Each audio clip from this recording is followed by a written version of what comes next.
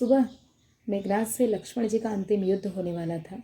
मेघनाद जो अप्रतिम योद्धा थे, जिसकी भुजाओं के बल पर रावण भी युद्ध कर रहा था। सवेरे लक्ष्मण जी श्री राम जी से आशीर्वाद लेने गए, तब श्री राम जी पूजा कर रहे थे। तो श्री राम जी ने लक्ष्मण जी को कहा कि आप भिक्षा मांग के लाओ और जो भी पहला व्यक्ति मिले उसी से मांगना। सभी सोच में पड़ गए, लेकिन किसी ने प्रश्न नहीं पूछा कि भिक्षा क्यों मांगने को भेजा। तब लक्ष्मण जी को तो आज्ञा थी, सो गए। उनको सबसे पहले रावण का सैनिक मिला तो उन्होंने भिक्षा मांगी, क्योंकि आदेश था श्री राम जी का। और जब उस सैनिक ने कुछ दाने दे दिए उनके पात्र में लक्ष्मण जी के, वो ला के श्री राम जी को अर्पित करते हैं। फिर श्री राम जी ने लक्ष्मण जी को विजयी भव का वरदान दिया। तब भी सबकी समझ में नहीं आया, लेकिन किसी ने कुछ पूछा नहीं। युद्ध हुआ और मेघनाथ ने दिव्यास्त्र छोड़े। तब लक्ष्मण जी के पास और कोई चारा नहीं था। उन्होंने दो हाथ जोड़ के वो खड़े हो गए। सभी दिव्यास्त्र के सामने वो झुक गए, नमन करके खड़े हो गए। तो सारे दिव्यास्त्र फेल हो गए और लक्ष्मण जी का कुछ नुकसान नहीं हुआ, क्योंकि मेघनाद ने जो दिव्यास्त्र छोड़े थे उसको कोई काट नहीं सकता था। तब उसके बाद लक्ष्मण जी ने भी श्री राम जी को याद करके मेघनाद पर तीर चलाया। तब मेघनाद अहंकारवश हंसने लगा। श्री राम के तीर को, श्री राम के शस्त्र को कोई भेद नहीं सकता था।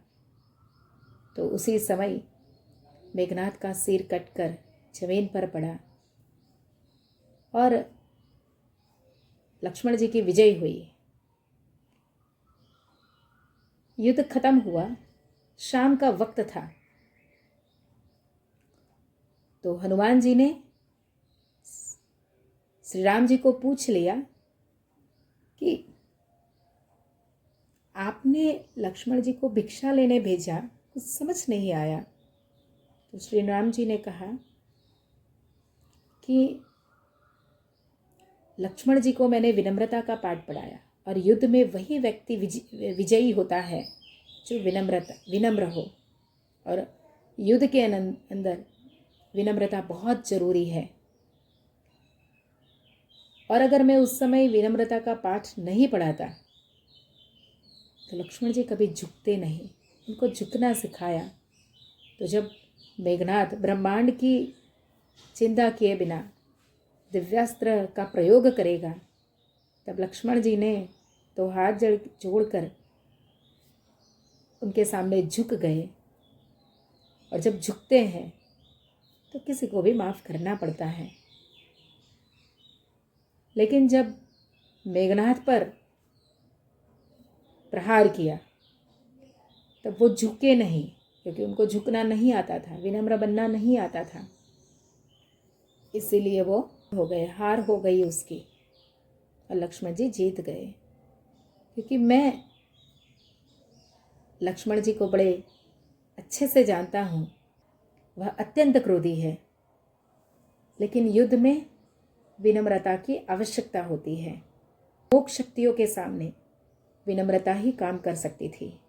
इसलिए मैंने लक्ष्मण को सुबह झुकना बताया।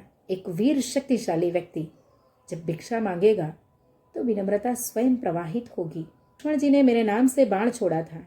यदि मेघनाद उस बाण के सामने विनम्रता दिखाता तो मैं भी उसे क्षमा कर देता। बाबा ने भी वरदान में कहा, क्या कहा? नम्रता रूपी कवच द्वारा व्यर्थ के रावण को जलाने वाले सच्चे स्नेही सहयोगी भव।